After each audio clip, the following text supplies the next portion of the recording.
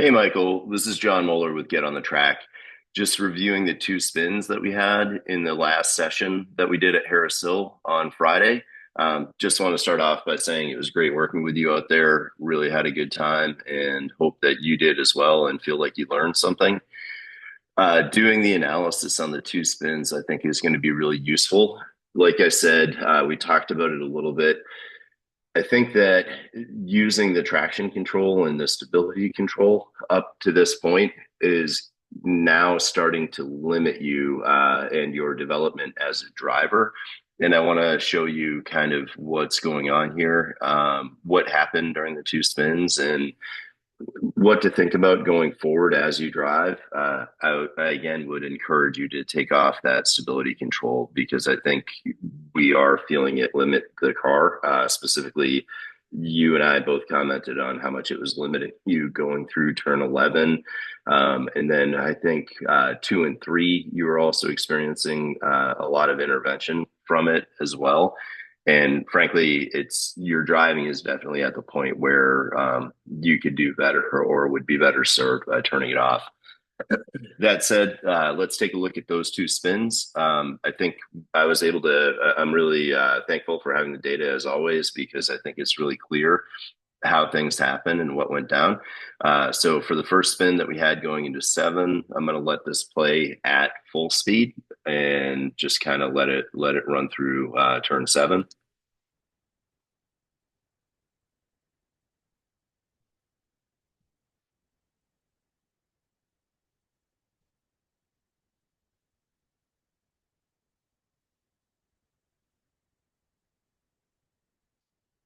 Okay, I'm not sure if you saw it, but honestly, once I watched the video, it was really clear to me why the spin happened. I'm going to go ahead and slow things down, cut it back to half speed, and that should really show us and illustrate why the spin happened and how to avoid it in the future. So,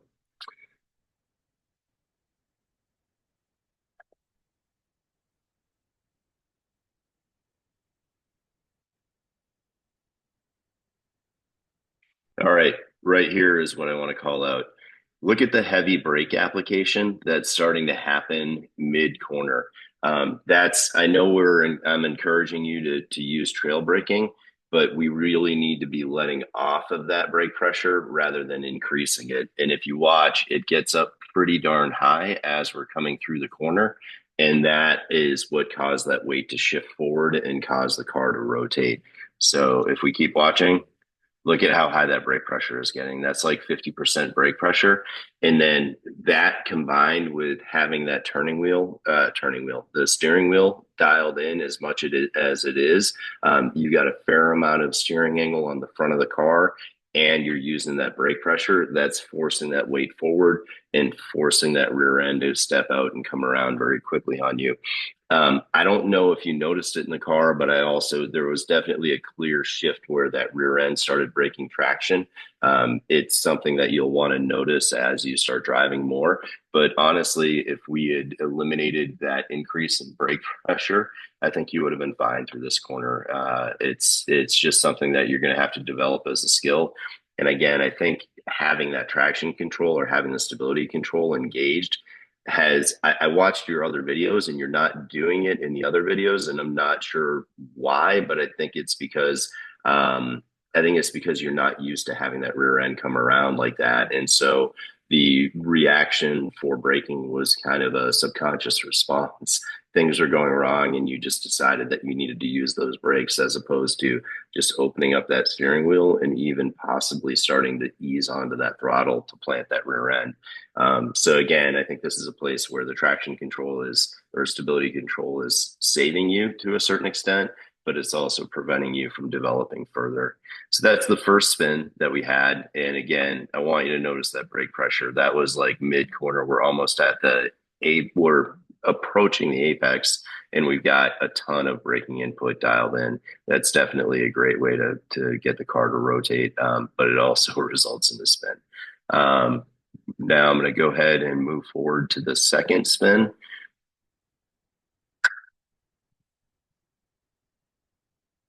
All right. And this was going into turn five. And just going to set ourselves up with a little bit of run-in time. So again, we'll do the first time on this at full speed. All right. And I actually don't even need to slow this down, I don't think. We're seeing that brake pressure start to go up increasingly as we are getting rotation, and that's causing more and more rotation. We're basically you're shifting that weight to the front tires with steering input in, and here obviously you're unwinding that steering wheel to try to prevent it.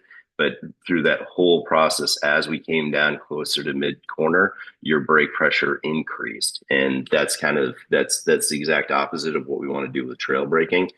Go back to kind of the charts that I was showing you, where we really want it to be a nice gradual drop.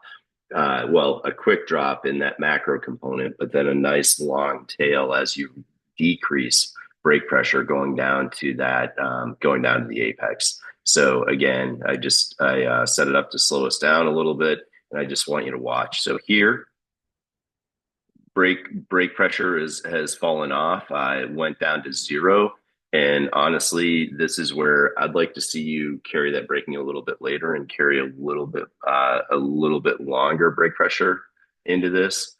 But here, as we get closer to that apex, brake pressure is starting to ramp up,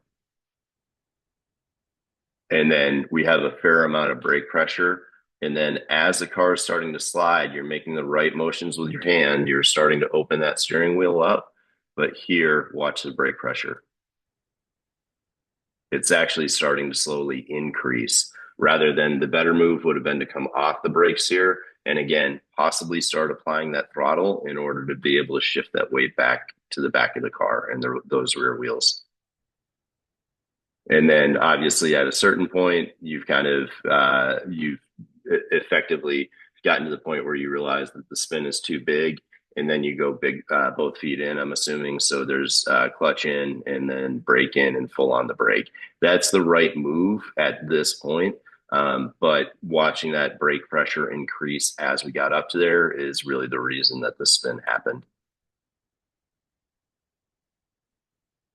So I hope that's a helpful analysis for those spins. I'll provide some more detail on your fast lap. We'll do I'll do a bit of a walkthrough on that. But I wanted to emphasize and focus on the two spins that we had because I know turning off that traction control is something new to you. But I do want to encourage you to continue doing that at your future visits to Harris Hill, and just be mindful of what you're doing with that brake pressure as you turn into that corner and as you start getting mid corner, what's happening with that brake pressure. Just be really mindful because we're controlling that weight, how much weight you have on the front of the car, on those front two wheels, and on the rear wheels. More brake pressure is going to make that car more likely to slide. And sometimes that rotation is desirable, but you also need to do it in moderation. So again, great getting out with you. And honestly, please look at these as learning experiences. I definitely encourage you to continue going without the traction control and find the limits of that Miata.